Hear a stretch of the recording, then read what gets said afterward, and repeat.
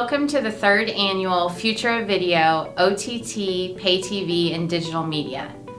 My name is Elizabeth Parks, and I'm the president of Parks Associates, a market research and consulting company focused on emerging consumer technologies with a particular focus on entertainment and consumer viewing choices. We know our in-person events play a huge role in networking, visibility for leading players in the connected entertainment space, and interaction with our analyst team and key players. We wish we were seeing you in person, but appreciate you joining us virtually this year. Please share your feedback with our team on your experience. We want to thank our sponsors for supporting Future of Video, many of whom have supported our efforts for years. We're striving to bring individuals together to network and discuss the critical issues our industries are facing, particularly as we navigate this new way of doing things. We have a great lineup of speakers this week, including visionary insights from Tubi, Bloomberg Media, Verizon Media, Amazon, Revry, ESPN, and Wicket Labs. If you miss a live session, you can go back at any time to watch on demand. Go to Watch Replays and click on the session that you want to view. Have you created your own event agenda and swap card? Visit the Agenda and Watch Replay tabs to add sessions that interest you to your own event. You can go back to My Event to revisit any bookmarked sessions, sponsors, and items. We want to make sure that you're connecting with our industry-leading sponsors in the OTT, Pay TV, and digital media space. You can interact with them by visiting the booths in the Sponsor tab. You can also bookmark sponsors or add items to your event to view later. Sponsors have uploaded extra materials for attendees. Make sure to visit sponsors that interest you to chat with one of their team members or save documents for later. We have dedicated meeting slots set up for break times between sessions. Continue the discussion by requesting meetings from others in the Swap Card platform. Schedule a meeting with another attendee or a sponsor by visiting their page. The panelists and speakers will be addressing your questions live during the stream. During the stream, use the question tab to ask your questions early in the presentation.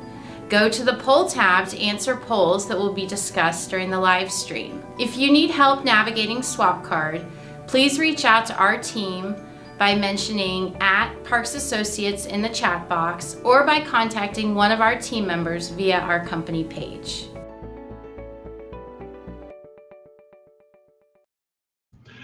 Good morning, everybody. Welcome to day 2 of the Future of Video 2020 conference.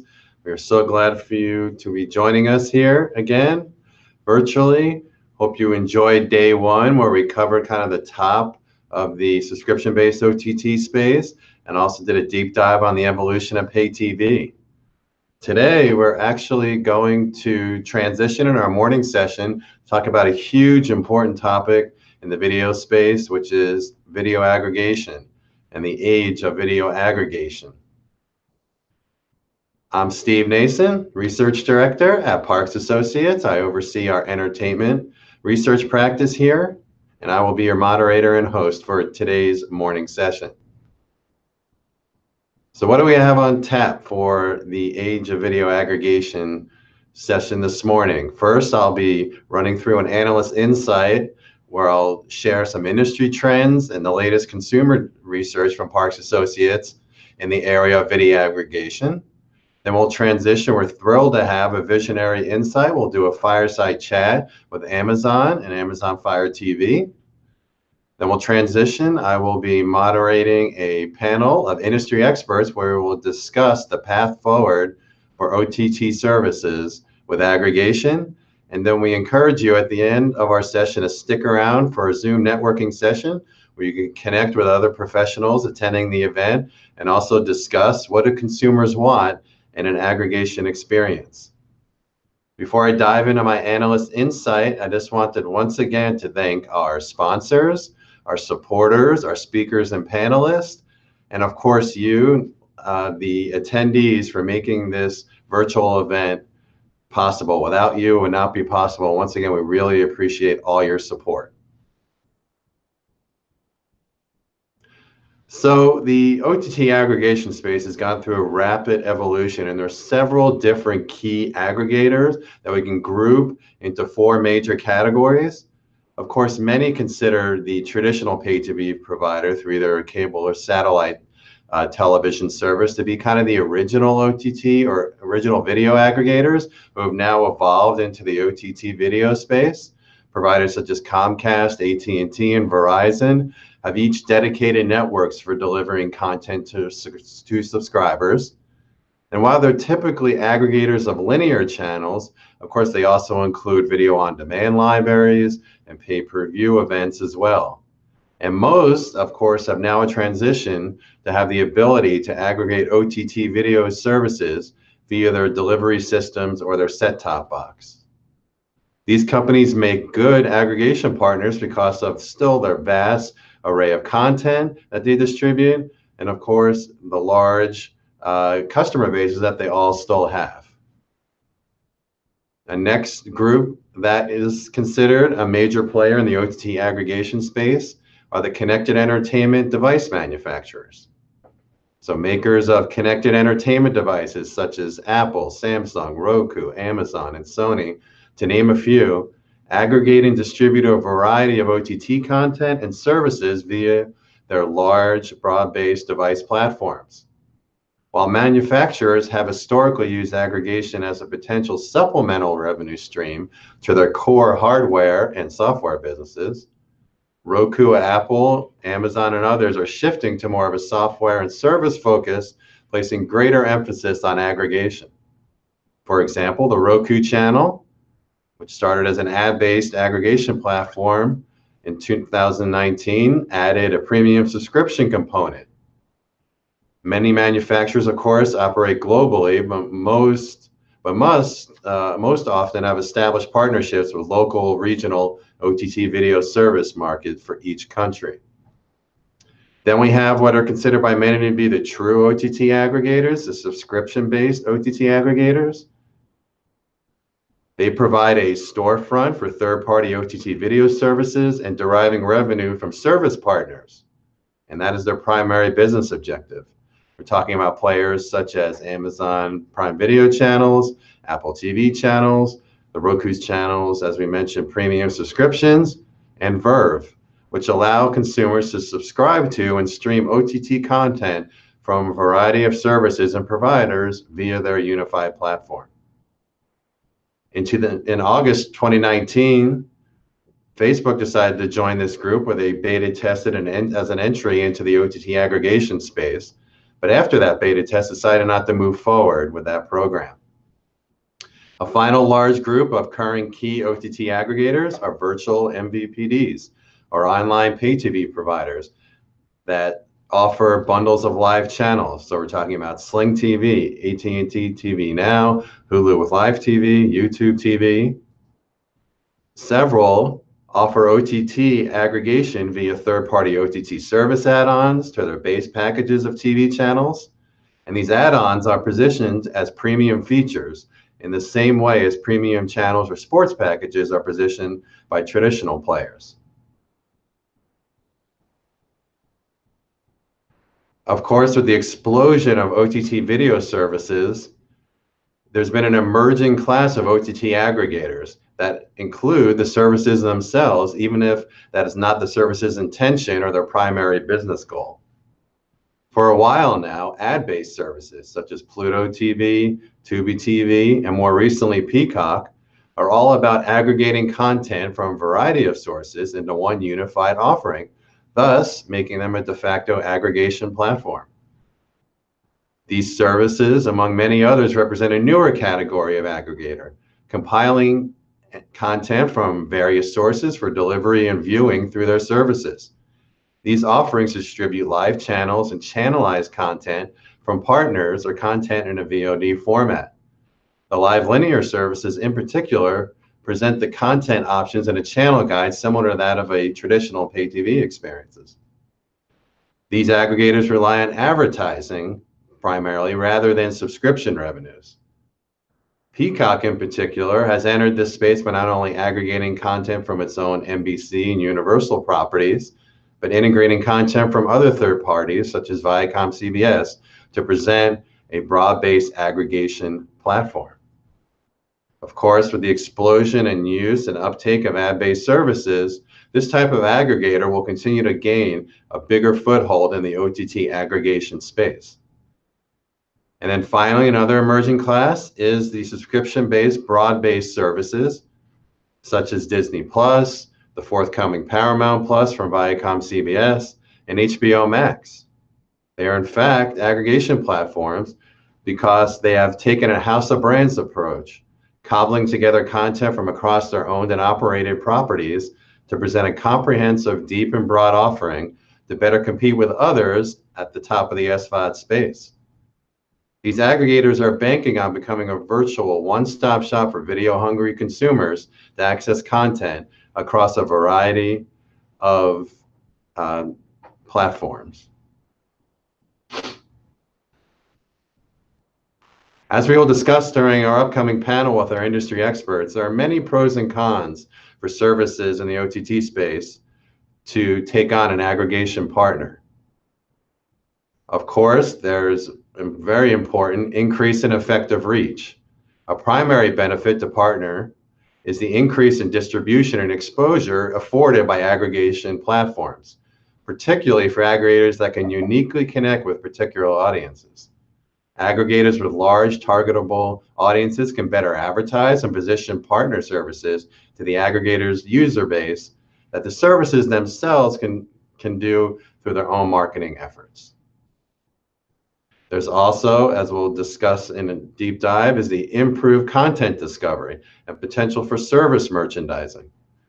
Aggregators that offer universal search, recommendation engines, or other type of cross-service discovery tools provide consumers with a value-added reason to use the aggregator rather than purchase from services directly. When consumers seek content that is not currently available from their current subscription, a universal discovery interface from an aggregator allows them to position partner services as potential purchase options. Aggregators can maximize their profits from OTT services by merchandising and promoting their partners that offer the highest aggregator revenue share percentage. Another benefit is the established infrastructure and technology platforms that an aggregator affords a service. Where available, services can leverage the aggregator's operational infrastructure, billing, customer, and technical support to help address video delivery as either a turnkey service or as part of a core aggregation function. This benefit allows OTT services to minimize their technology exposure and spending, which is particularly attractive for services with large non-monetized libraries and those that have little in-house video delivery expertise or capabilities. On the con side are some of the disadvantages, of course, are margin challenges. Aggregator fees may be too large for some services, especially if participation cripples the service's ability to be effective in other areas of marketing and distribution. However, they may have little choice if they don't have that support in-house. There's, of course, potential for lack of operational, delivery, marketing, branding, and technical control as well. And then a key part that has become a very important talking point with some of the negotiations going on between aggregators and services is the potential loss of the goldmine of user data. Aggregators may retain user data rather than sharing it with their partner services. Many OTT services have complained that they receive inadequate viewing data from aggregators in comparison to users that subscribe and access directly from OTT services. Because some content producers see user data as a primary reason for direct-to-consumer offering, this policy can be particularly problematic for some. And of course, finally, another disadvantage is that some aggregators do require specific technical requirements that may be a challenge or a cost loss measure for some services. Beyond the pros and cons of an aggregation partner and centralizing options, effective video service aggregation involves several other factors, particularly in regards to OTT video services. First and foremost, aggregation in the OTT space is defined by a unified experience. Effective aggregation improves awareness and provides education to the differentiators among participating services. Also, effective aggregation serve as a key content discovery engine.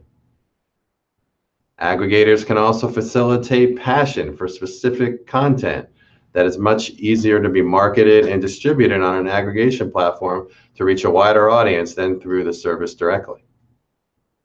Effective aggregation requires adequate service options. Aggregators must have a critical mass of service options in order to draw users. They have to have relevant cross-service discovery tools and drive incremental sales for participating service partners. And finally, effective aggregation requires adequate user traffic, of course. Strong aggregators are able to promote their partner OTT services to large audiences of potential buyers. Those that can target segments within their user bases can be particularly effective. Then I wanted to share a couple of slides from our consumer data that kind of shows the latest on the consumer side of OTT aggregation trends. As we've seen through recent, and we talked about it as well yesterday, consumers either willingly or most likely unwillingly are taking it upon themselves to self-aggregate. Of course, they're enjoying unprecedented choice to meet their video needs. However, with this choice, customers are finding that a single or even multiple video services cannot fill all of their interests to yield their optimum video experience. They're finding it exceedingly difficult to find the optimal combination of services and related content libraries to fulfill their online video needs. As a result, they're taking it upon themselves to aggregate service upon service to find the right mix that not only meets their needs, but also does not overwhelm their pocketbook. While the previous slide covered consumers self-aggregating OTT services together, it's important to note the continued role of pay TV services, both traditional and online, in the self-aggregation process. Over the past year, in fact, while the percentage of those only subscribing to a pay TV service has dropped dramatically, as expected, those who are integrating at least one OTT subscription via pay TV service is on the rise. We have to remember that pay TV services still represent a major part of the pie in the subscription video service space, despite the massive revenue and subscriber losses being experienced by many in the space. And as trends evolve towards self-aggregating, OTT subscribers continue to be much more likely to subscribe via aggregators such as Amazon Prime Video channels, and much less likely to subscribe directly through a service, website, or app. Of course, Amazon Prime Video channels has become a major access point for video consumers to sign up to various subscription services in a unified platform. The aggregation service is also a major moneymaker for Amazon, as they get a significant cut of subscriber revenue from participating OTT service partners. And finally, while there's been a surge in aggregation in the OTT space for consumers, some interesting recent findings from Parks Associates data shows the struggle that many video consumers have with managing their subscriptions and finding something they want to watch. Parks Associates looked at how two important groups in the OTT space, cord cutters and cord nevers, responded to a series of attitudinal statements about aggregation. In particular, cord cutters, those who cancel their traditional pay TV service via cable or satellite provider, have difficulty in aggregating their OTT library, especially as compared to cord nevers who have never subscribed to a traditional service. 1/3 of cord cutters strongly agree that it will be easier to discover content they want to watch if all their subscription OTT services were available in one place. Also, cord cutters are much more likely to strongly agree than cord nevers that they have difficulty managing their subscription service stack. And with that, we are going to prepare just for a moment to switch over to our visionary insight from Amazon.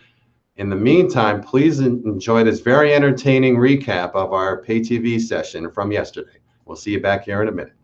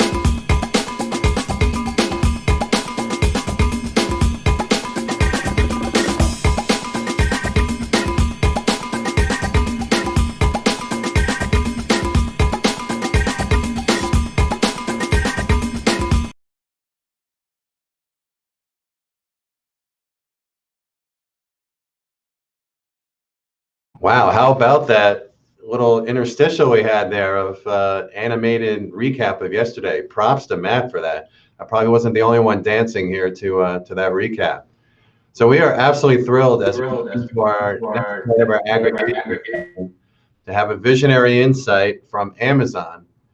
We're going to have a fireside chat over the next 30 minutes to talk about all the latest in the aggregation, OTT aggregation space.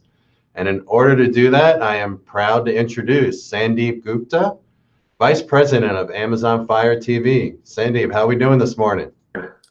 We're doing great. Happy to be here. Very excited for this conversation.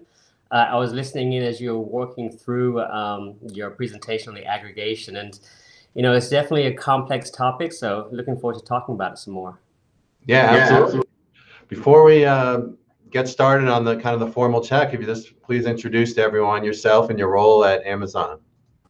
Yeah, so I'm Sandeep Gupta. I'm a VP and GM of Fire TV. I've been leading Fire TV now for, I don't know, going on almost 5 years since we launched our first Fire TV device. It's been quite a journey.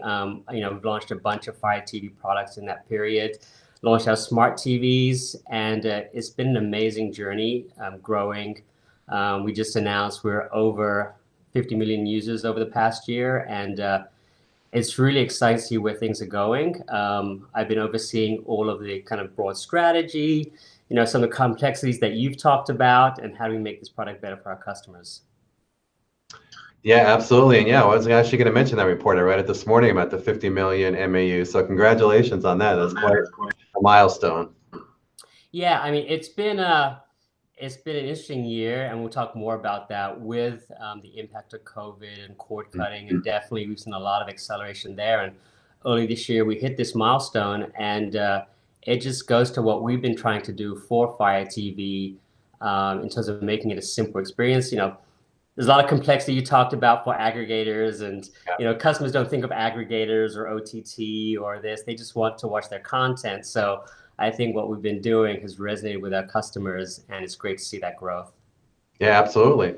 So before I wanted to start the conversation kind of more macro, maybe back up our timeline before where we are right now in the market. And I really would love to get your perspectives on kind of the evolution of the OTT aggregation space over, let's say, the last 5 years. I know in OTT terms, that's like 100 years, but let's go back 5 years. The evolution of the OTT aggregation space and where Amazon Fire TV's place in that has kind of gone along with the evolution. Yeah, it's been interesting. It's been quite a journey from the very beginning. We started out, like I said, over 5 years ago, just with a few apps, right? Started with like Netflix and Prime Video. And the landscape has continued to change, and you've seen more and more types of content come about on devices like Fire TV. I mean, this is not that unusual for content over time to expand on a particular medium. You go back in the early days of radio, for example, they had sports and news and celebrity interviews.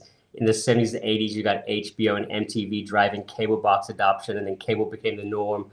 And then what you've seen with streaming is that next evolution where people went to our devices to get things like Prime Video and Netflix, but now they are becoming the norm of the devices, where you've seen things like YouTube TV and Sling, and then free ad services like Pluto and IMDb really take off on the content side. But then over the year, it's even further expanded with new types of content. So things like exercising and cooking and of course, news and sports and everything else that's critical. And these devices really have become more than just content aggregators, but really more of a window into everything people want to do. Yeah, absolutely. And just as a reminder, please, in the questions tab of our Swap Card app, if you have any questions for Sandeep, we'll try to get to as many as possible during our chat. So please send in your questions. We appreciate it. So I wanted to kind of transition to today's market, and there's been so many trends. We've kind of gone over some of them already. We'll cover many of them over the next couple of days.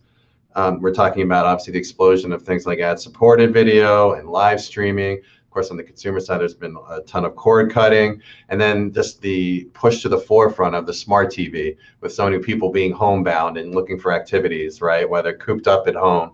So can you talk about kind of how Amazon Fire TV has positioned yourself with all these different trends going on in 2020?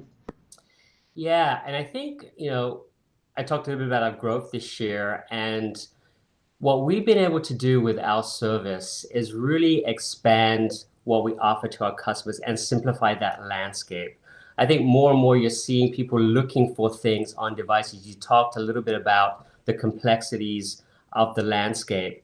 And what we've always tried to do with Fire TV since the very beginning when we launched it is making things simple for customers, easy to find content. We were the first to launch with voice. We were first to drive content forward user experience to really bring that content to the forefront and make it easily accessible via voice. And then in 2020 in particular, that really accelerated. You saw cord cutting accelerate, over 60%, almost 60% of Americans now have cut the cord, and another 30% are looking to cut the cord. And really, it comes about like TV has changed as a medium overall. There was a time where everyone sort of watched the same thing, they got the same content, we all kind of viewed the same time. Now it's much more personal experience. Everybody has their own content experience. They want to watch their own shows. They want to use it their own way. Things like news, which is one of the things we expanded this year. The Amazon News app is now the #1 app on our device. We just recently announced we launched local news, and we've seen news expand dramatically this year. Things like education. Some apps have seen a 400% increase in education uses this year. And then obviously I talked about fitness, where apps like Peloton have done really well. And then on the cooking side, we have the Food Network app where if you have Fire TV, you get a 1-year subscription. So what we've tried to do with Fire TV is really open up avenues for engagement, for discovery, for finding new things to do via your TV, because it's been a tough year for everyone. And I think our mission at Fire TV is to try and make that a little easier for people, having them find things they want to look at, use, and feel connected to the world in the best way they can. Yeah, absolutely. Absolutely. So as I kind of laid out before, we kind of see the aggregation space mostly comprised of different categories of different types of organizations, right? And Amazon plays in multiple of those buckets. So of course, we're talking about traditional pay TV providers, right? That have gone into the OTT aggregation space. We're talking about device manufacturers and platform providers such as Amazon Fire TV. We have the subscription OTT aggregators, of course, Amazon with Prime Video channels, Apple, Roku. We have the virtual MVPDs that have become de facto aggregators, ad-based aggregators, like you mentioned, and now even the SVODs themselves are becoming aggregators unto themselves. So first of all, I would be interested from your perspective, how do you kind of define, do you kind of put in those buckets? Where does Fire TV, obviously you fit into the device manufacturer bucket, but you partner with many of these other types of groups. So where do you kind of see yourself, and how do you kind of see the market on the industry side? Yeah, I mean, the landscape continues to complexify, but at the same time, it's an opportunity to bring more content selection to our customers. What we see in Fire TV is how do we take those different pieces, those different partners, whether it's HBO with HBO Max or YouTube TV or sports partners like DAZN in the EU, and how do we bring all of that together in a way that fits for customers? We've worked very closely with all of these partners, and we have very strong integration with all of the key providers. We have, for example, over 100 catalogs integrated. Over 70 apps have integrated with our voice services. And then we've also integrated with another 20 or so live content providers to bring their content together in a more unified experience. And I think the way we see ourselves in Fire TV and our vision for TV is making something that's very accessible for consumers. Because at the end of the day, they're trying to sit back, enjoy, have a shared experience. And it can be overwhelming. I talked about kind of going back before where, you'd have a limited center channels. So selection wasn't great, but it was easy to navigate, right? You just turned the dial and those were your choices. In some ways, we have this golden age of television right now with so many great shows on from so many of these great providers that you talked about, but it's not always easy for customers to figure out where to go and what to watch. And that's really what we've spent the last 5 years really developing and making easy. And I think that's part of what you see in the success of Fire TV. We've sold over 100 million devices, and that ease of use is really resonating with customers and people overall. As you could imagine, spent a lot of time reading reviews and seeing what customers have to say. I've done a lot of calls with customers, and they like the simplicity. They like the fact that they feel they're taking control over their experience and not letting the TV control them. And I think that's really the remarkable shift in the landscape right now that the whole industry is grappling with. Yeah, no doubt. And as I kind of mentioned, obviously consumers are becoming self-aggregators. I think a lot of them unwillingly, but so they need help from, partners or organizations like yours and others in this space to kind of help put that all together into a unifying experience. So I wanted to do a deeper dive on some of the latest developments that have happened with Amazon Fire TV. Of course, one of the biggest recent announcements beyond your MAU announcement that was made today was that you relaunched your user interface, right? And you also gave the ability to add on user profiles. So I want to do a deep dive into that. Before we do, though, I believe we have a short video that we're going to share with our audience that kind of gives an overview of the latest Fire TV user interface.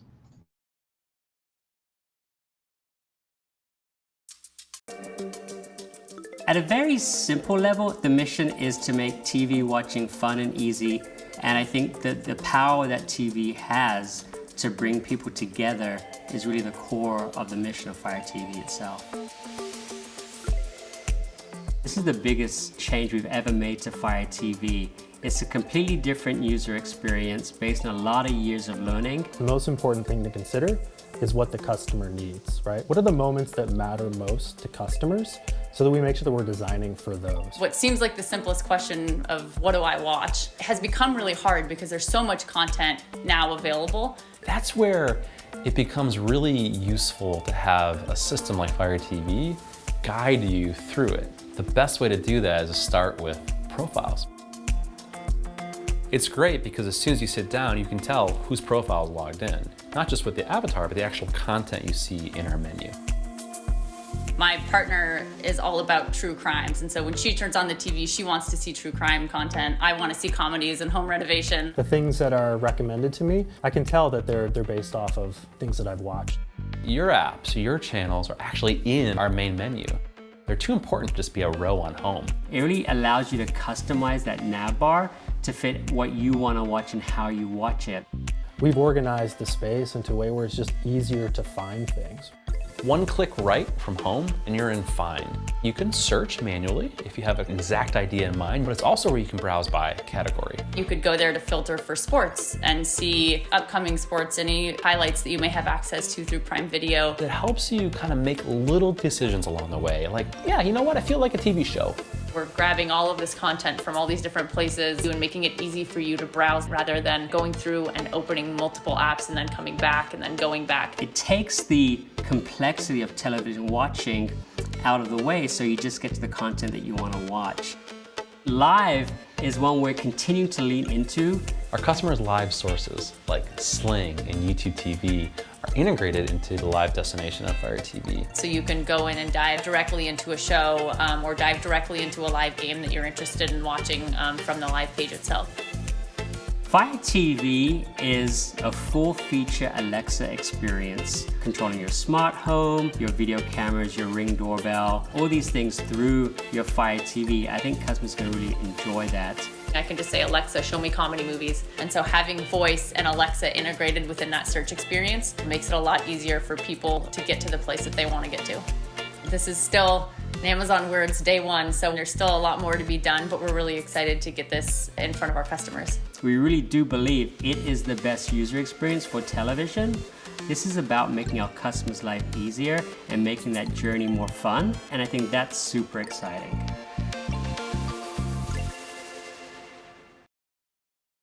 So fantastic video, Sandeep, and kind of leads into the next part of our conversation. Thanks for sharing that with us in the audience. So if you can talk kind of the behind the scenes, what went the thinking, the the insights you got from your customers and even from competitors or the industry, and kind of all the into market intelligence that kind of went into how you were going to relaunch your UI. That'll be really interesting for us to hear. Yeah, I mean, we've been on this journey for a while, and we spent a lot of time talking to our customers, like I mentioned before, reading reviews, doing studies, looking at the data, and seeing how people were using our experience. The last revision of our experience was, over 3 years ago, and in that time, we've learned a lot. And the world's changed, the landscape has changed, how people use content has changed, and we've had to adapt the experience to meet that. The great thing is that our customers are great at giving us feedback and helping us understand it. And they've told us things like, I can't find what I'm looking for. I need help with discovery. How can I customize the experience? The recommendations don't fit me. And we've taken all of that and brought it together in this latest experience that we're very excited about, because it really does take that complexity and that mission and moves it to the next level. One of the things that we've got consistent feedback from customers, and it's our device, other devices across the board, how can I get to the apps that I care about the most? How can I find new content? I care about things like smart home and live and sports and news, but I can't always find it. And how do I find more about what's in an application? So that's what you see in our new user experience. And we've kind of built on that.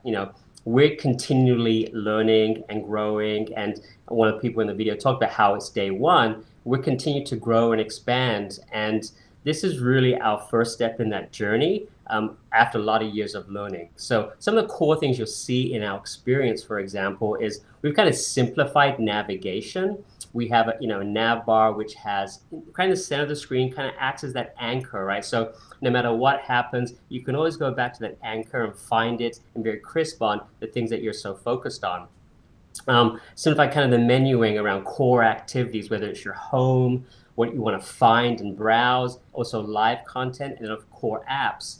And then we've introduced this thing we call app peaks within that nav bar. So if you go over an application, you get a glimpse into that app, you continue your shows, you can get recommendations from that content provider. And that's another way where we're bringing in these integrations with our partners out into the broad user experience. One of the things that we've seen and we've learned is that if you bring content out of the app into the core experience with thumbnails, customers engage at a higher level. When we had live providers like Pluto, for example, integrate into our live guide and as well as the live panel, their engagement doubled. And I think that's what's pretty incredible to see. And it just helps with customers, not having to click around, launch a bunch of different apps, but just finding that content and discovering it in a way that's kind of brought together. One of the great things we're super excited about is the find area, where we've taken that feedback, like, I want it to be easy to find free content. I want it easy to find all the kinds of shows and movies, and that's across all providers. So you don't have to kind of hunt around. You can go into each of those areas where I feel like, and really find what you're looking for. And again, everything's voice enabled. Everything's really easy inputs, easy access. And then the final piece that really takes it to another level, which is what you're going to see over the coming years, is profiles, where TV is really a personalized experience now. And for it to resonate and to make sense going forward, it needs to be tailored to what you want to do. Like, it's a shared experience. It's in the living room. A lot of people watch it, kids, yourself, your spouse, as a couple. And the nice thing about this is that it takes TV and sets it up to really go into new and interesting directions, whereby as it's personalized, recommendations really fit you, not the broad sense. So you're not getting recommended kids programming when you're in your profile, but your kids get recommendations for kids profiles.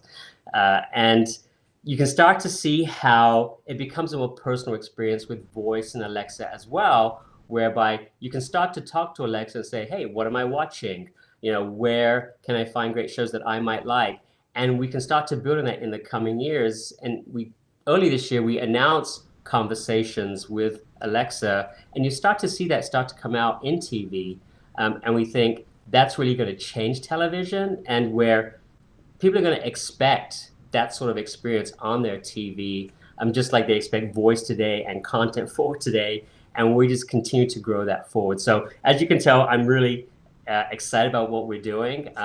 We started rolling it out. Customers have really reacted well to it. They're like, hey, I can't wait to get this on all my devices. So it's really great to see the teams have worked really hard, to your point of looking at customer behavior, understanding what they're looking for. And it's not a simple thing to take all of that. Your presentation really went into the complexity of the landscape, to take all of that in a way that is digestible for a big swath of people, not just in the US, but globally. I think sometimes we forget that our customers haven't made the technical leaps that we have, and they still remember the guide and the dials, and we have to bring our customers with us on this journey. And that's a big part of what went into the user interface as well, is making something that's approachable by everyone. Absolutely. We have questions that have come in. I think you addressed one of these already. We're talking about the biggest challenges for Amazon and kind of leading the way in aggregation. If anything you want to add on to that. And then we have a question, will Amazon roll out some of the great Fire TV user-driven controls to the UI of the Prime Video app on other platforms? Do you understand?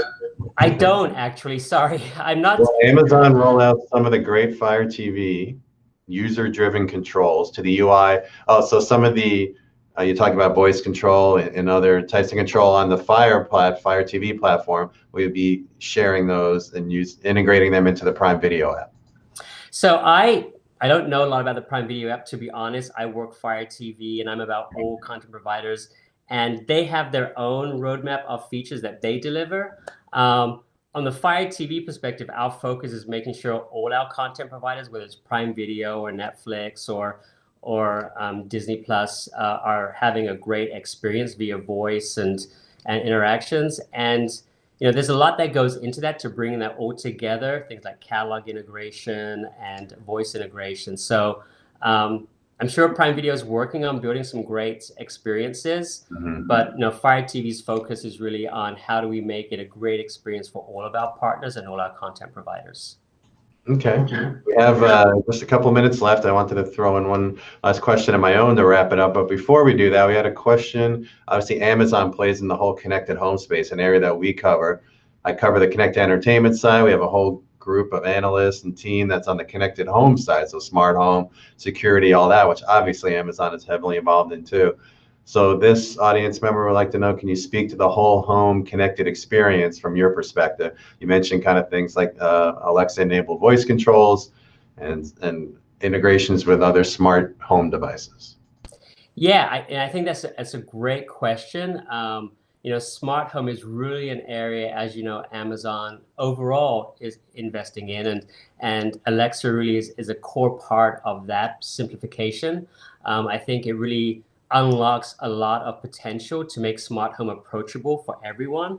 Some of the things that we have launched this year, for example, are picture-in-picture for Ring cameras. So, you're watching TV, someone rings the doorbell, picture-in-picture pops up, and you can see who's at the front door and interact with them, right? And, you've got this screen in the home, and you can easily manage your home and smart home experience. And you'll see more of that coming from us in the coming months, whereby you'll see more of a smart home experience, smart home hub, where you can manage all of your devices through Fire TV, through voice. We definitely see it as a strong portal for managing smart home, and really, again, taking what we've done and learned for simplifying complex topics, because smart home is complex still for a lot of people. But I think the nice thing that we can do is take voice. We've already seen on our Fire TV devices voice engagement double year on year, new skills added every day. And people are really using it for things like device control, for controlling smart home, your thermostats, your light switches, your other devices in the home. And I think it humanizes smart homes to some degree. I guess that's what I'm trying to get at. I think a lot of technologies have been using smart home for a while, but it hasn't been approachable for everyone. I think what we're seeing now, especially with the impact of COVID, where people at home, they're doing video communications via their TV as well. That's playing into it. People connecting more cameras. We launched camera connection for the Fire TV Cube as well. So you can do video conferencing. And these devices are really becoming that portal, not just to content and content aggregation, but into the entire home as well. So I think it's a very exciting time. I think, smart home has been a promise for a long time, but I think devices like Fire TV with an interface like Alexa can really unlock it with easy discovery, easy setup, easy control. And I think that's going to be a remarkable transition over the next several years. I'm really getting to that sort of back to the future style. Hey, this is my portal to the world. It manages all of my house, and it's getting very exciting. We are right up to our time has flown by, our half an hour together, Sandy, but I wanted to throw out here, I know you can't speak specifically about kind of the distribution deals you do with the OTT service like HBO Max, which obviously just closed recently with Amazon, both in the Fire TV, the tablets, and Prime Video channels as well, migrating those users. But can you talk anything in general about kind of the factors and consideration that go into when you're negotiating kind of a distribution agreement with an OTT service? What are the considerations? Obviously, there's this whole push and pull in the OTT aggregation space where some services, especially many of the large ones, are trying to go as direct as possible and kind of skew the kind of aggregator side, right, and try to retain the user data and the revenue as much as possible. Can you talk at all about that process and the considerations and factors that kind of go into that to wrap up our discussion? Summarize in a few minutes. It's a very complex topic. No doubt. I know. I wasn't there. I threw that at the end, but that's okay. But from our perspective of Fire TV, we're always we're working with all of our partners to figure out what is the best experience, whether it's HBO or Disney or YouTube. It's a very shifting landscape, and there's a lot of components that go into all of these discussions. We want to make sure that the customers are the winners in the end. They're getting the best value, they're getting the best experience. One of the things you talked about is things like universal search, right? Yeah. Where you search for something and you should be able to find it across any service. And that's something we've always done on Fire TV, regardless of where it is, what is the best value for the customer.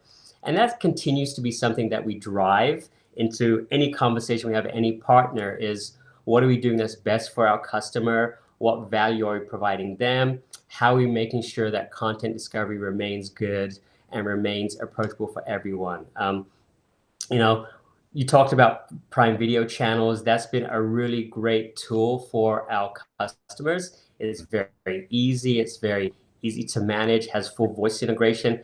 And we really like that approach.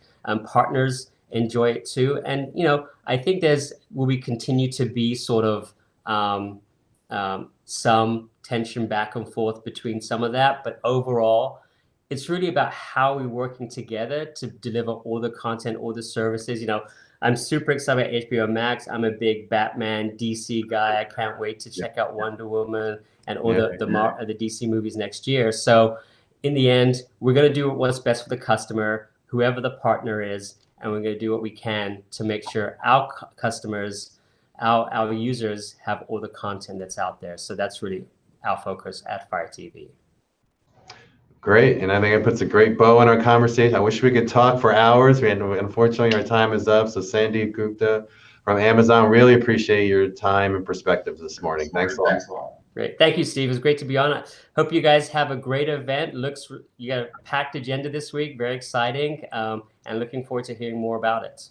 Much appreciated. Thanks.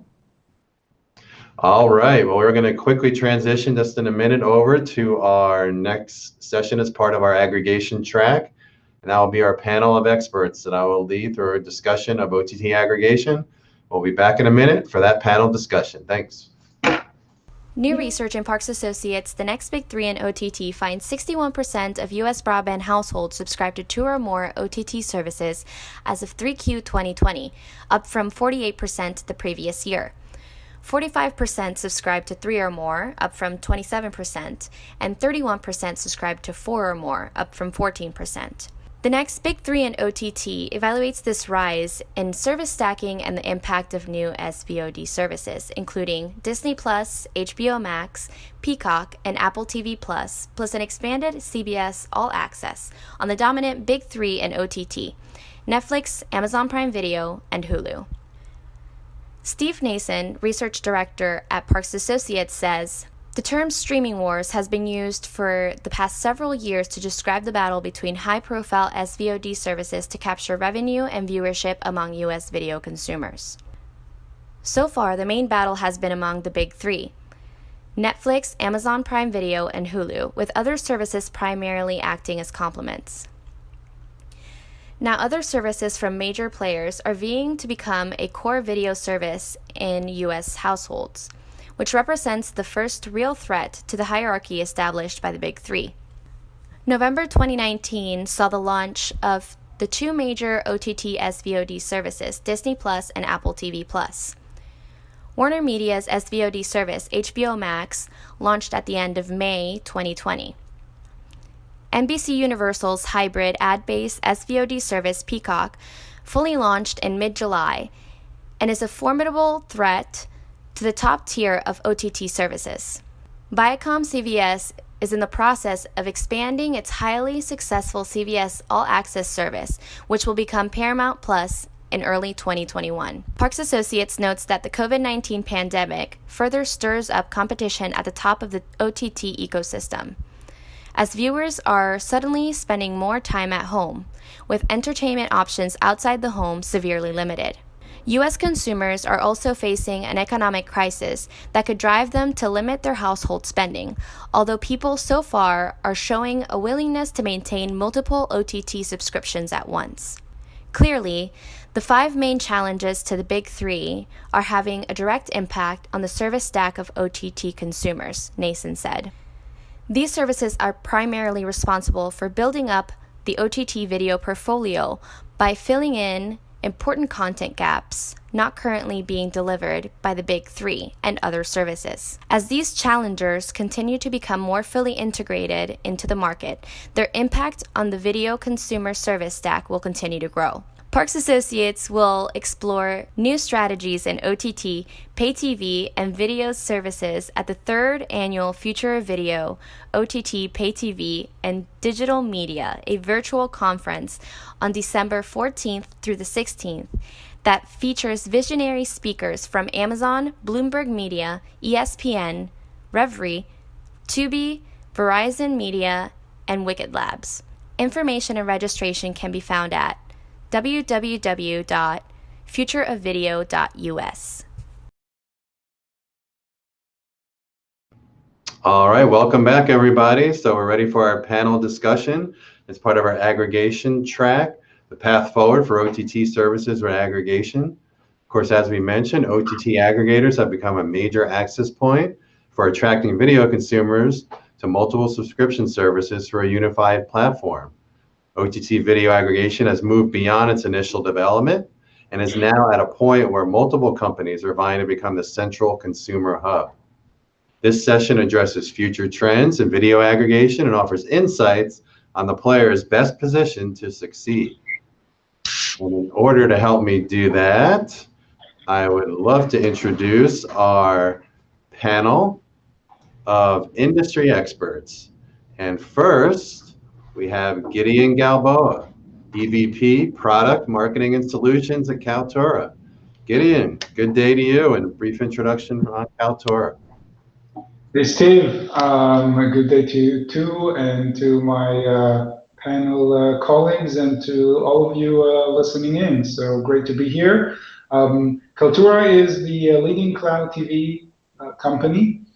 We have over 120 million monthly active users that run from AVOD services by large broadcasters to hybrid AVOD and SVOD services by large media companies to full pay TV services that are driven from the cloud, driven by large telco companies. And so we offer the platform that, to all of those media and telecom customers that let them launch successful cloud TV services worldwide. But what I really wanted to talk to you about for like 2 minutes is not Kaltura, but actually what's happening in the market and how we as a platform see this. So I think the introductions and the discussions earlier, which were very interesting, by the way, are good evidence for actually the fact that we have two types of creatures that are evolving here. So one are the super aggregators. Those are the people that are actually going to aggregate and collect content and offer bundles to subscribers. And the other type is the universal syndicators. These are media companies that not only want to go direct to consumer now, but would like their app or their content fit into super aggregator bundles. And I guess we'll talk more about super aggregators in this session, but we have to understand it's a symbiotic relationship between the two, and it will continue to exist. And I think the two will live in harmony. And we'll talk more about why that is in the next few minutes. And as a platform, we would like to, and what we do today is serve both universal syndicators and super aggregators, those who aggregate multiple OTT content and local broadcast and live content, and those who basically syndicate content to the aggregators as well as go direct to consumer. I think this is where the market is going. And last point is that, we talked earlier about the streaming wars. In my mind, the streaming wars are sort of over, not because there's not going to be fierce competition, but because we're not going to see a winner takes it all scenario in this market. And we are going to see a diverse marketplace with multiple players, aggregators and syndicators. And we'll talk more about what that means in the next few minutes, I guess. Awesome. Thanks, Gideon. Appreciate that introduction and perspectives. Next, we have Eric Opeka, President of Digital Networks at Cinedigm. Good morning, Mr. Opeka. How are we doing today? Good morning. Thanks for having me, and great to be here with everybody. So to give you, in a brief, Cinedigm is a company that has been in the aggregation game of content for a very long time. We currently are in the aggregation side of things on two sides. One on the channels front, where we own and operate a portfolio of about 30 what we like to call enthusiast streaming services.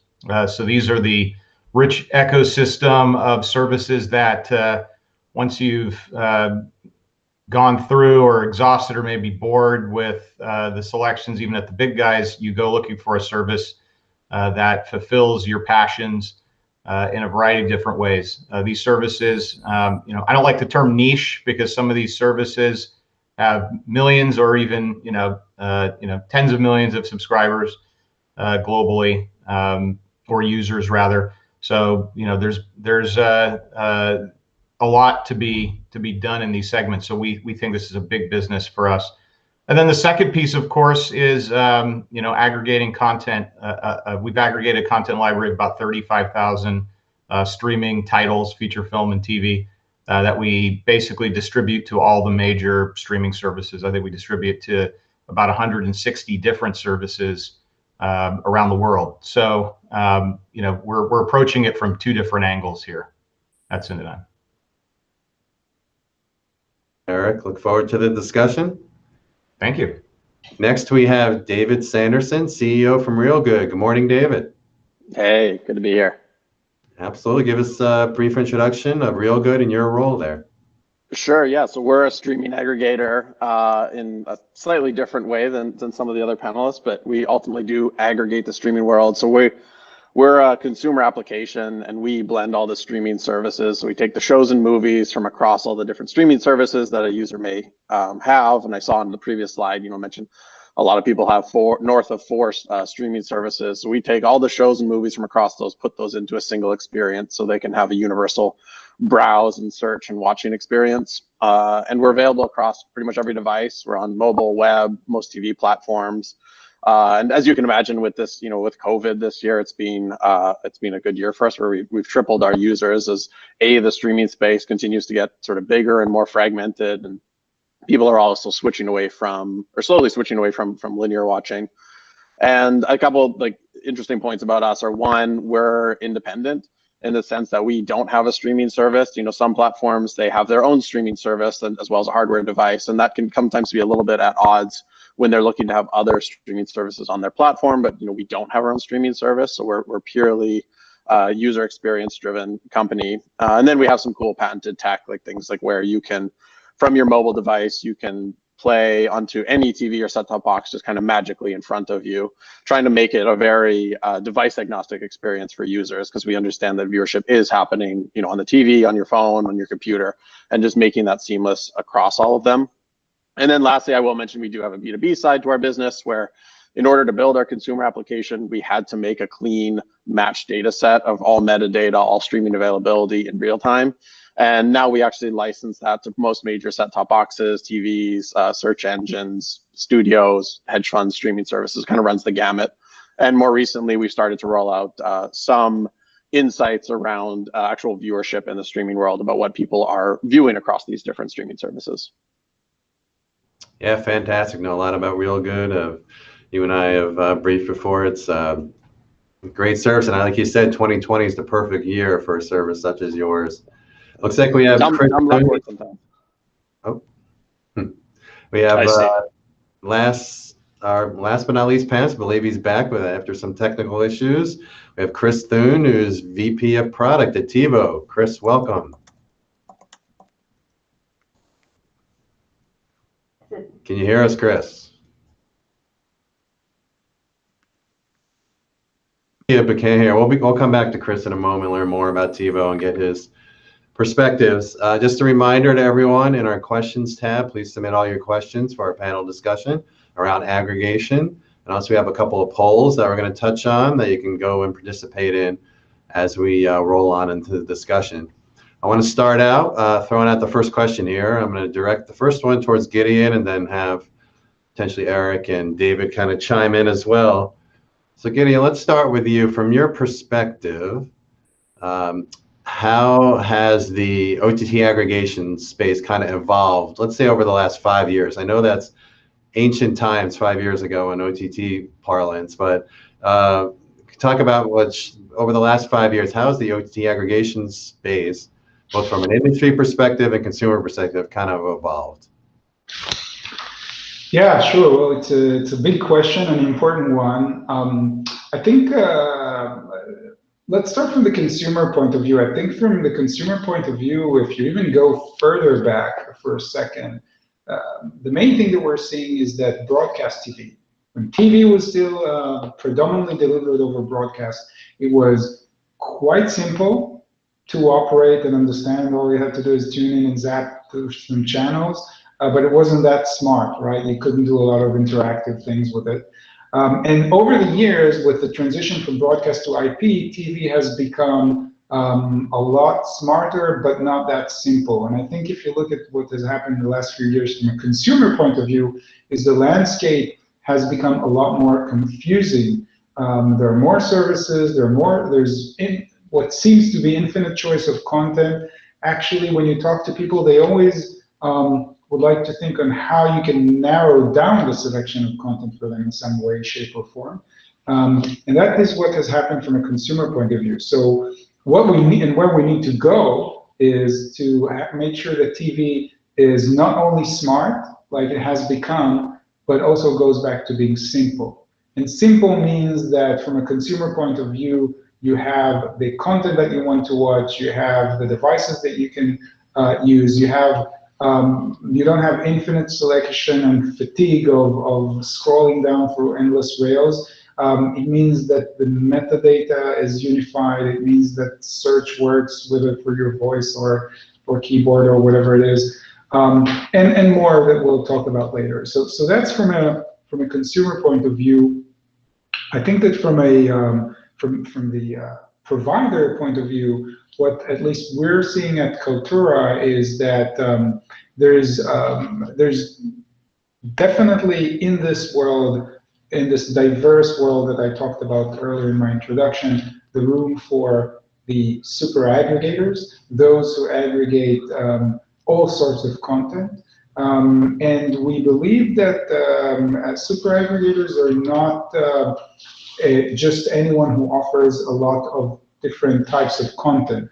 It's someone who is a trustable curator that can actually bring both local TV content, broadcast TV content, and OTT. It's someone who is a content discovery enabler. They bring high quality metadata, unified search, voice search.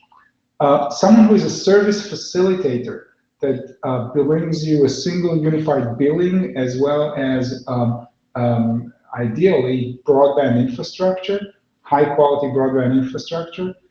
And someone who gives you also is basically a content discount source that gives you the lower fees compared to if you went to buy each part of your package, content packages on a standalone basis. So these are the 4 fundamentals of super aggregators. That's why we think telcos are actually in a great position to regain control in the world of TV when you look at it from a worldwide basis.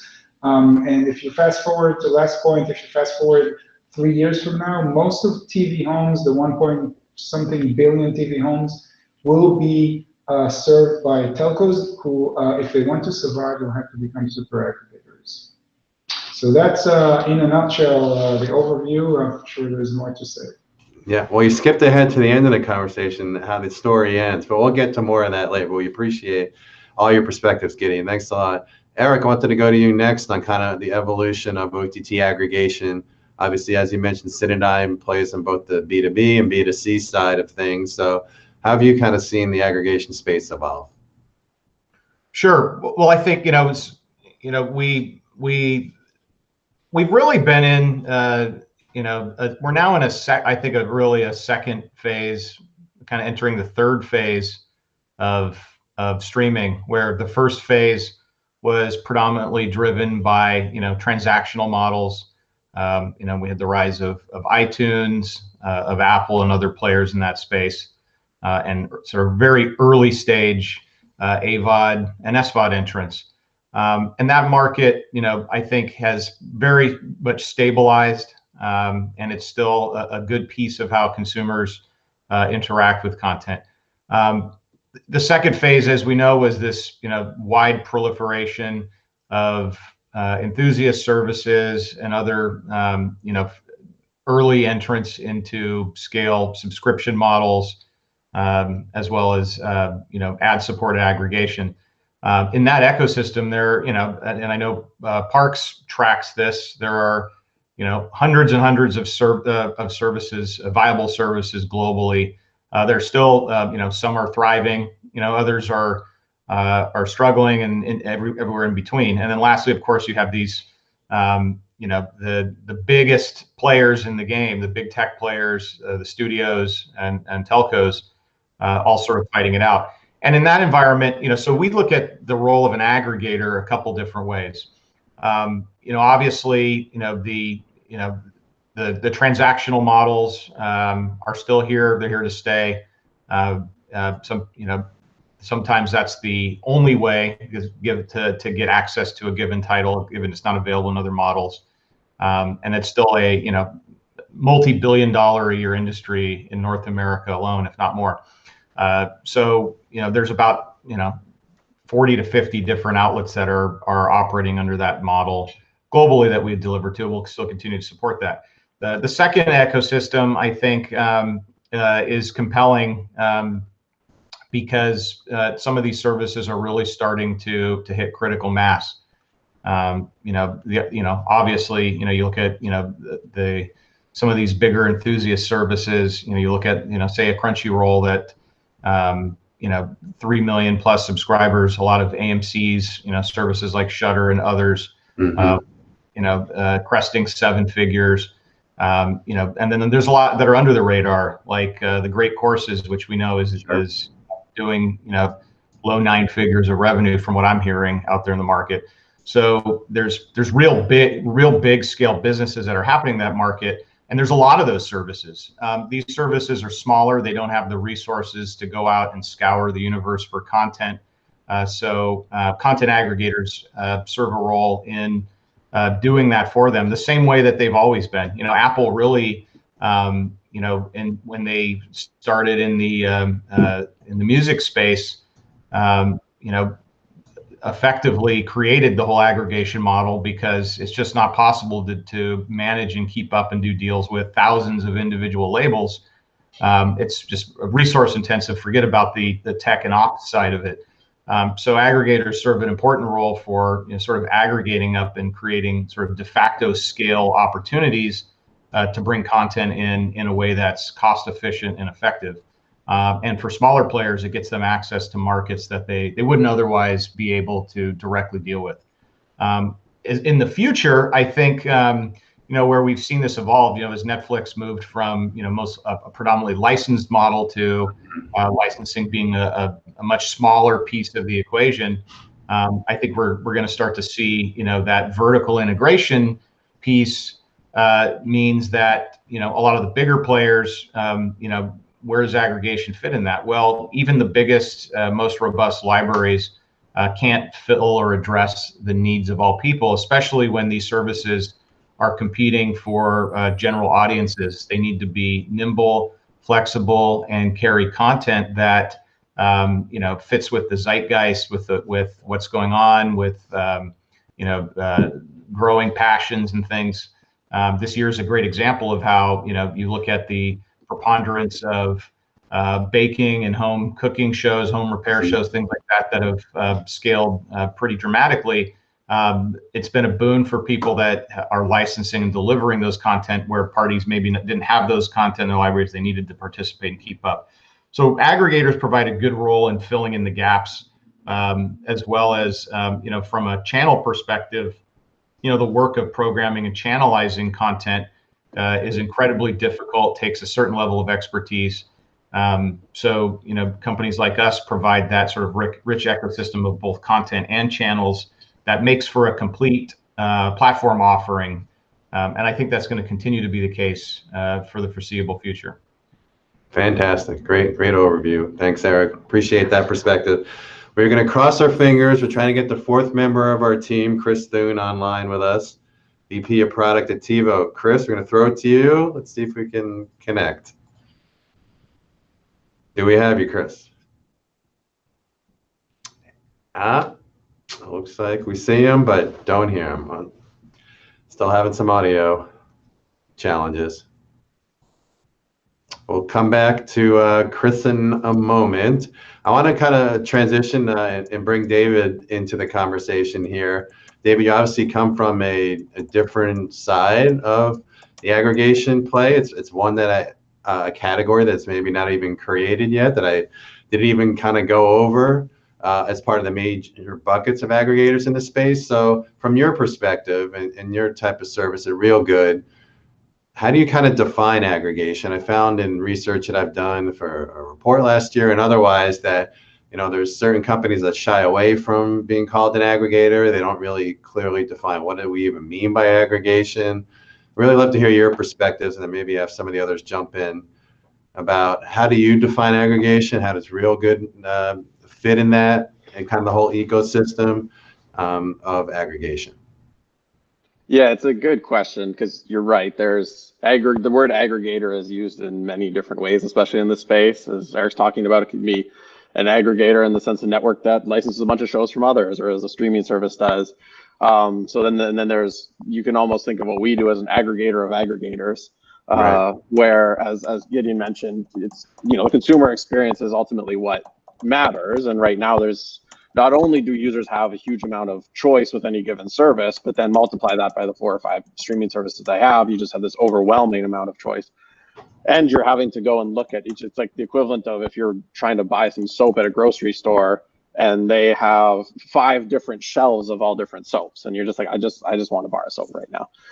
So that all needs to be thinned down and made very simple for people. And that's how we look at aggregation, is taking all the options. We're very user focused, and, like, you know, from a user, what do they want? And they just want to watch something. So how can we take everything that they have access to and put that into one place. And one thing I think about in this space is how, we've got, on demand is relatively new in the grand scheme of TV and the way people are viewing, and SVOD and AVOD's grown. There's all these new developments and new tech and cool things applied to television.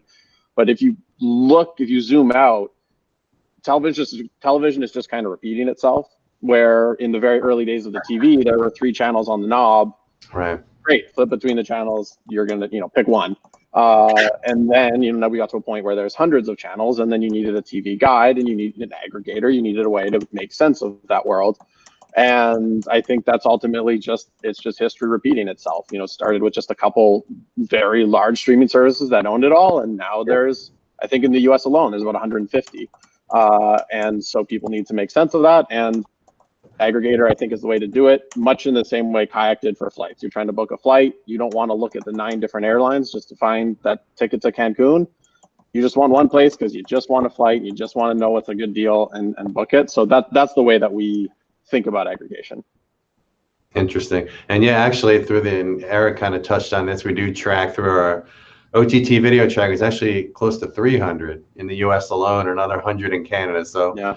Understand a service like yours trying to help consumers navigate through and cobble together their portfolio is obviously a huge asset to them now. And like I said in my intro, consumers are not, I don't think, willingly self-aggregating. I think they're feeling forced to, and they're looking for help. They're looking for that helping hand out there. So I wanted to kind of transition. I talked about in my intro about kind of the pros and cons of services working with aggregation partners, be it a device manufacturer, a pay TV provider, someone like David's organization, whoever. So Gideon, I'm going to start with you. What are the advantages and disadvantages of a OTT service partnering with an aggregation platform? I kind of threw it out there to our keynote from Amazon. There's obviously this tension out there right now, push and pull between especially larger services hooking up with aggregators because they don't want to lose that revenue, subscription revenue. They don't want to lose the user data, which is the gold, as Eric can speak to on the service side. That is the gold that every service wants to keep in-house as much as possible. So what are the advantages and disadvantages of hooking up with a aggregation partner? Well, if you look at it from what I called earlier the universal syndicator point of view, Steve, then I think there are a few clear advantages, right? In general, I would say super aggregation is like a win-win-win between the aggregator, the user, and the OTT provider. The users we talked about, right? They are worried about what they watch next. How can they reach the content they want? How can they pay less for that content? How convenient that is, and so on. The aggregators, that's clear, right? And for the OTT service providers, they really, if you look at it today, right? First of all, just in the U.S. market, right? There are hundreds of OTT services out there. Standing out from the crowd, expanding your reach is really, really difficult. And therefore, the first thing that you get is if you play your cards correctly is reach. Because if you're able to go on, say, the set-top boxes of telco partners or devices of other aggregators, you get that. And then, secondly, I think more and not as important is better cost of acquisition to lifetime value ratio, right?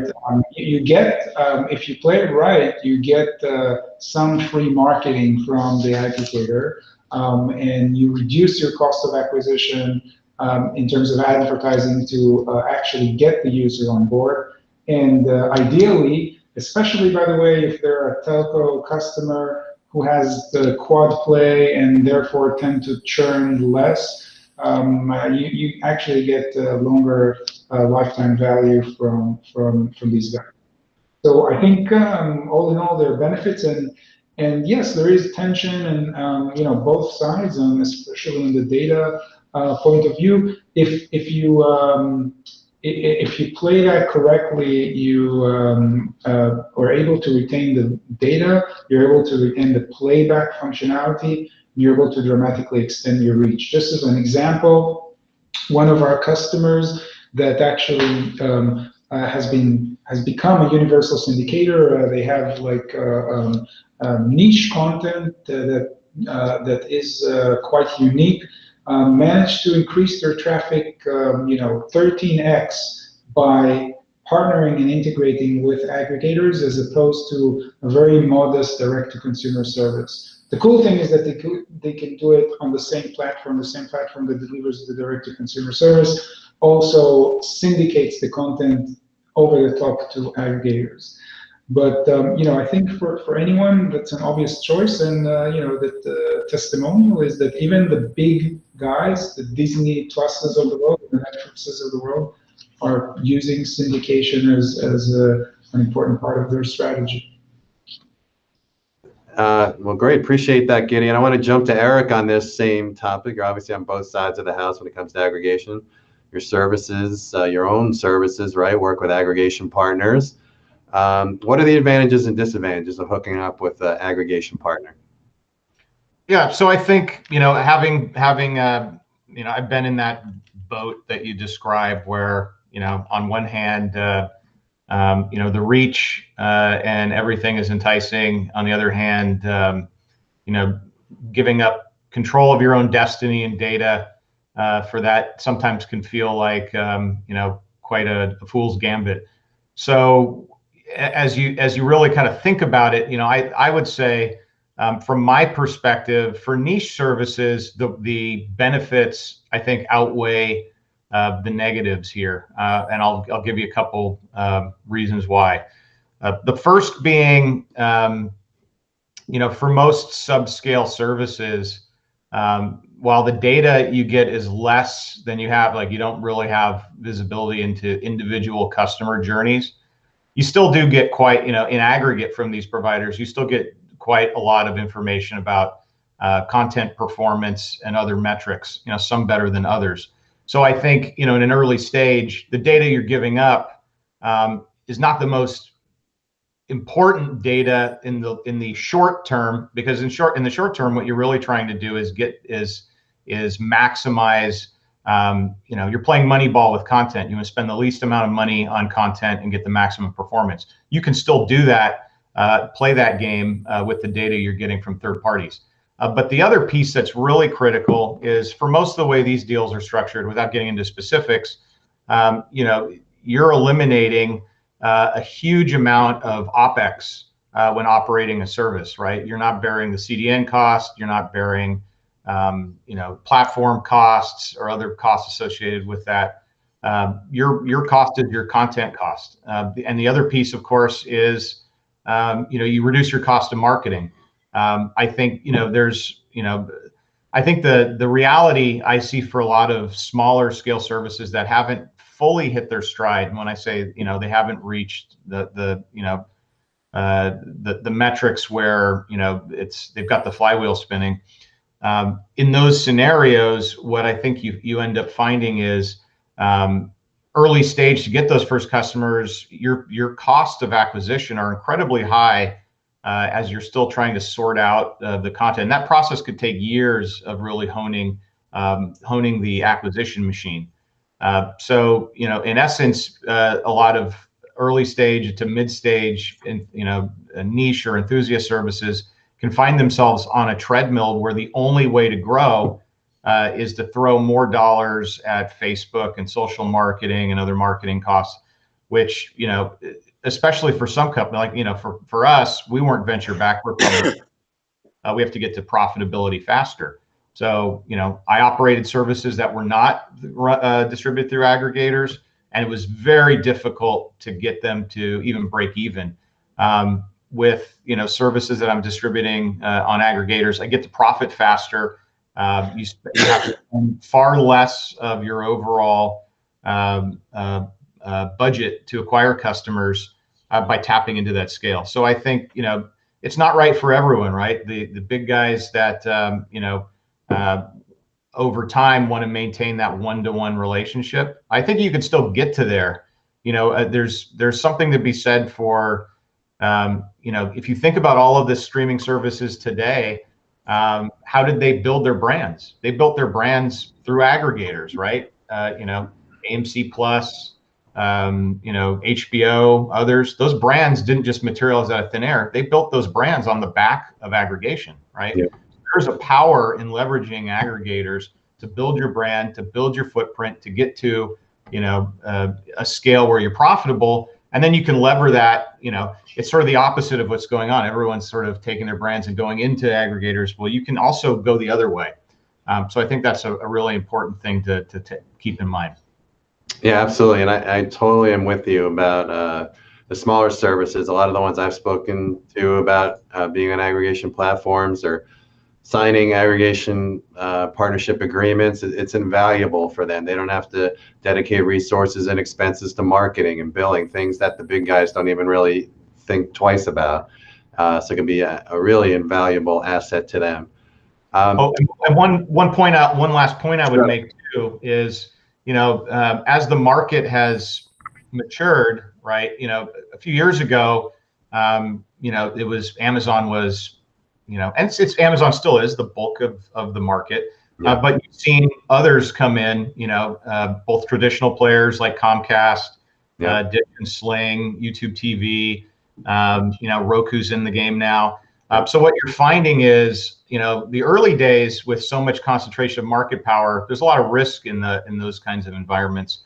I think as we're starting to see it more spread out a little more evenly, where and you can see the big guys, what they're doing today shows that, right? It's there's not a lock on the market on this. There's some big players you kind of have to be in business with, but it's what it does is it makes the deals. The deals aren't in certain situations in aggregate. When you're doing third party, the big risk is like what happened with Facebook and Zynga and Zynga's early days, where the platform either co-ops you or can basically start to increase their margins by giving you a worse and worse deal every renewal.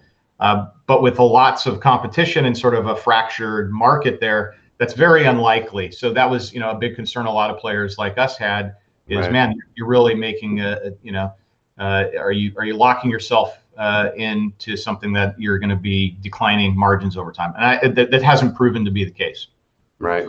Well, appreciate that additional perspective. Okay, we are going to give it the old college try again. Chris Thune, can you hear us and join us from TiVo? Do we have you? I can. Thank you, Steve. Can you hear me?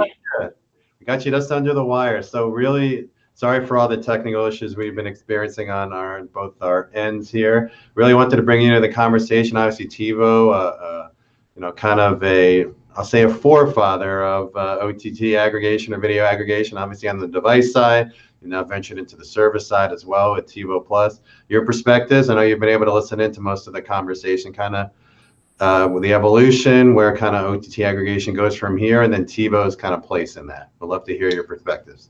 Yeah, thank you, Steve. And apologies again for the technical difficulties. I think all of us are looking forward to actually doing one of these events in the near future where we're in person, looking each other in the eye. But in terms of TiVo, and you can really think of TiVo in three key phases. I mean, phase one is the one that people came to know the brand, where TiVo invented the DVR and in real purposes, the concept of time shifting of entertainment. And then phase two, over the past 10 plus years, we've been helping operators around the world do exactly what you just said, which is combining live TV and streaming into a unified experience. And then over the past year, we've really, from a consumer direct perspective and using our operator footprints as partners, distribution, into the streaming wars with a product called TiVo Stream. And you can really, you look at the ecosystem and you think about who is positioned to win in aggregation. And it's a super interesting landscape. And a lot of the panelists have talked over the various elements in terms of the SVOD services themselves, the virtual MVPDs, the AVOD services. But in a lot of ways, I think the winner going forward is the one that is going to be on the consumer side and doesn't have a conflict of interest in terms of owning their own content, and can remain agnostic. And that's kind of a key belief from the TiVo perspective, that we actually have an advantage by not owning a content store like many of the OS platforms that are out there. And so we can be much more aggressive in doing things that are right for the consumer in terms of connecting them at the right person at the right time with the right piece of content, and also recommending the right services for them, which is an important element in terms of self-aggregation. But I'll stop there in terms of the background. Appreciate that, Chris, and we'll come right back to you in a minute. Glad we were able to hook up here technically. I want to kind of shift to one of our poll questions, which kind of Chris has teed up, which is, who is best positioned to be the leader in the OTT aggregation space? And we'll just give it a second here for some of the results to come filtering. And I know I appreciate everyone who's participated so far. And it looks like, well, Chris will be happy as a device manufacturer, because 43% say device manufacturers. Of course, our keynote from Amazon Fire TV would be interested in this result as well. So 43% say device manufacturers, 19%, interestingly, say traditional pay TV providers. 29% subscription OTT aggregators, such as Amazon Prime Video channels and the Roku channel. And then 5% split between the SVODs themselves, some of the broad-based ones, and the vMVPD. So interesting. I want to throw this to David for a minute, because we actually got a question, and please keep submitting your questions. David, I want to get your, because you're kind of in that other bucket as far as who is best positioned to kind of lead the aggregation space. I want to get your impressions on that. But first, someone has a question for you about what is Real Good's business model? How do you kind of generate revenue? So if you can talk about that, and then kind of your reaction to the poll question. Sure, yeah. So the way we generate revenue is it's kind of twofold. There's some, you can think of it as exhaust from our consumer product. So one is we had to build a unified data set of what's available on all of the hundreds of streaming services, as well as the associated metadata. We had to build that for our product. We tried licensing it from different providers in the space, didn't find any good ones, to be frank. There was one decent one. We ended up acquiring that company. And as we were a little early in the space, but as other companies, larger companies, started to enter the space, they were having the same problem we did, came to us, and we started to license that data. So we do license that data. That's a very well-established business for us at this point. And like I mentioned at the top, we have a growing part of our business too, where because we're an aggregator across the services and people use us on a nightly basis, we do have some visibility into what people are watching across the various streaming services. So we're just in the early days of licensing that.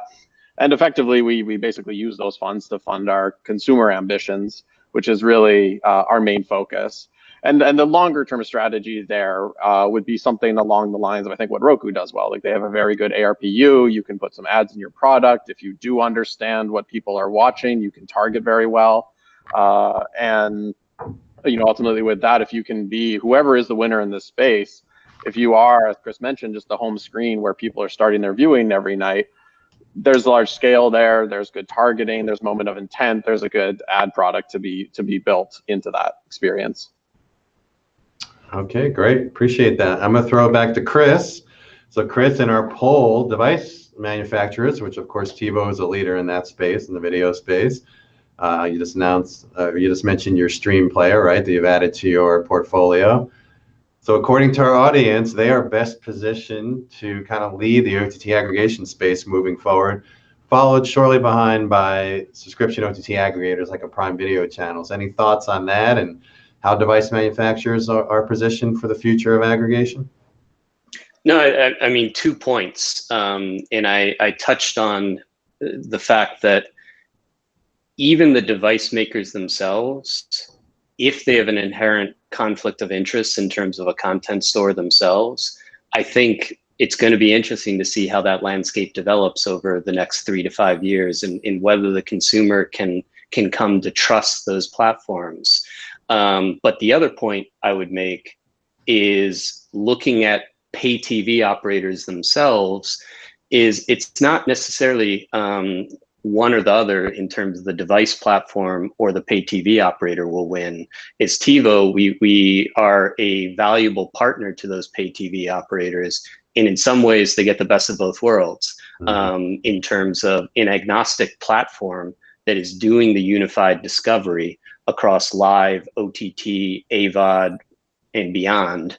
But on the other hand, it is branded as the pay TV operator. And in conversations that we have on a daily basis with our operator partners, I often get the question, how do we compete with the trends in the streaming world? And my answer is, don't try to compete. That's the wrong mindset. The way you should think about it is, what does the consumer want? Unified discovery.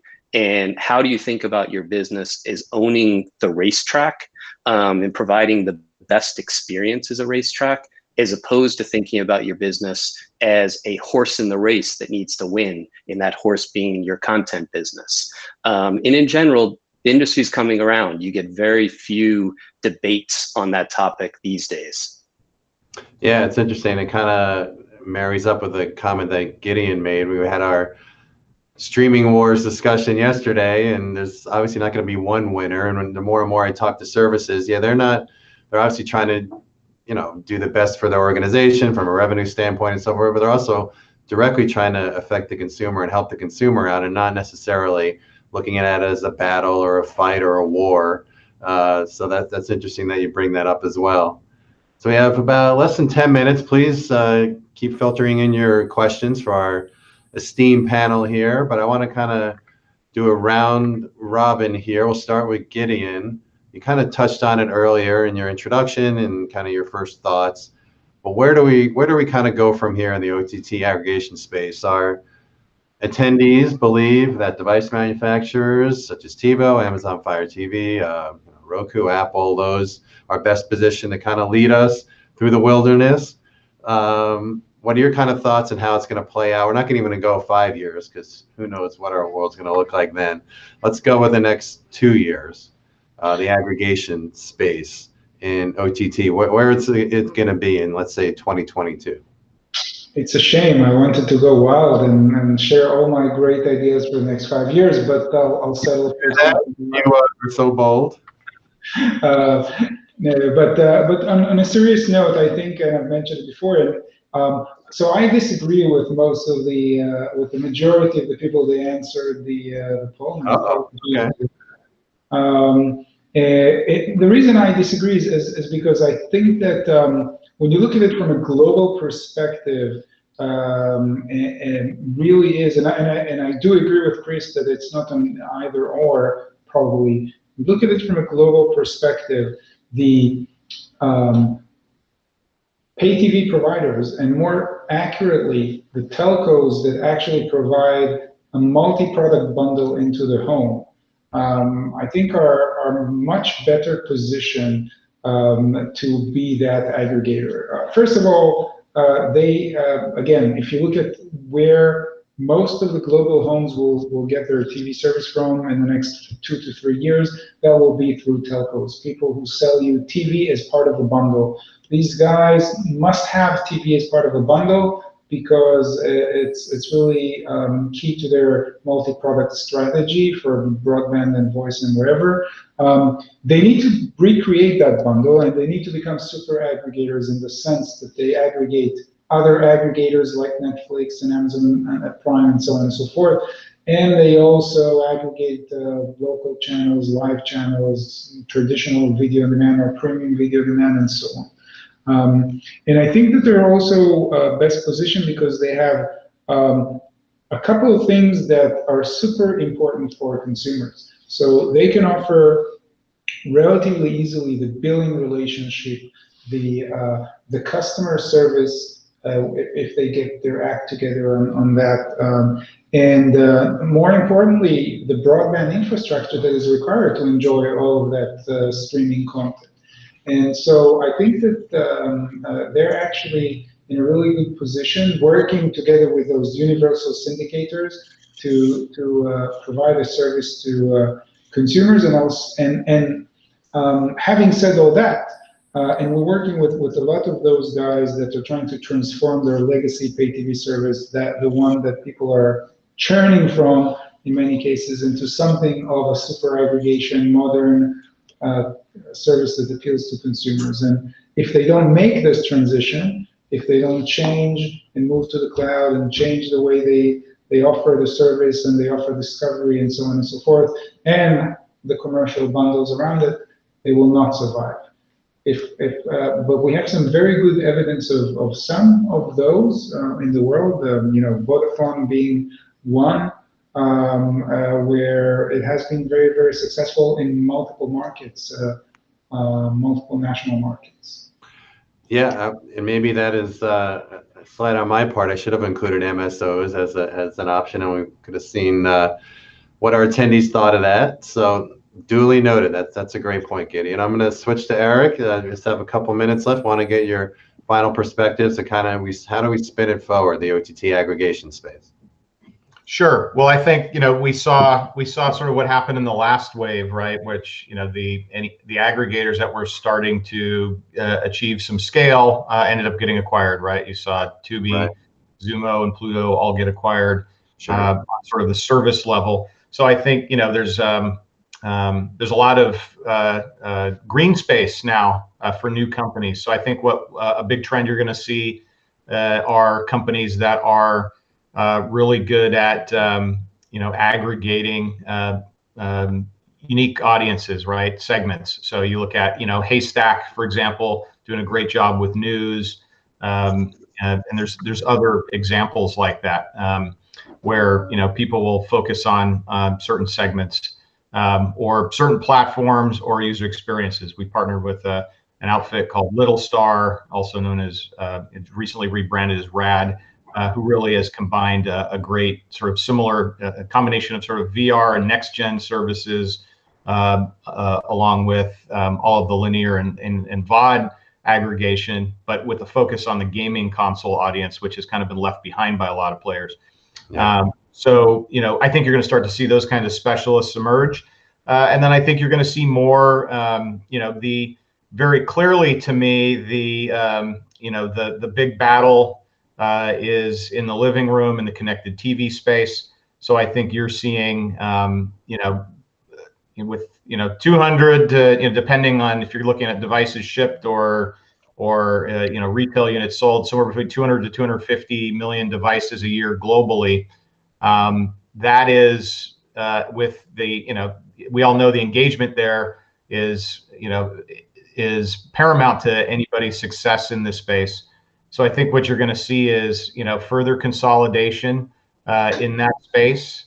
Samsung is the clear market leader just in terms of unit shipment, but there could be some consolidation among brands, and then also, Roku. Does Roku stay an independent company? There's been a lot of talk about things like Comcast's desire to get into hardware and double down. There's right. We see Google, the reviews on the latest, Chromecast, Google TV are phenomenal. And I think you're going to see their market share increase.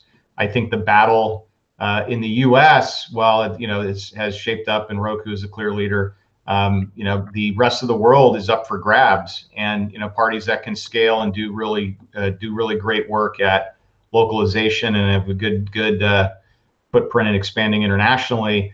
There are some huge markets where connected TV is just starting to take off, and where it hasn't been fully exploited, and it's fractured. So I think big international opportunities, and the battle is not one out there.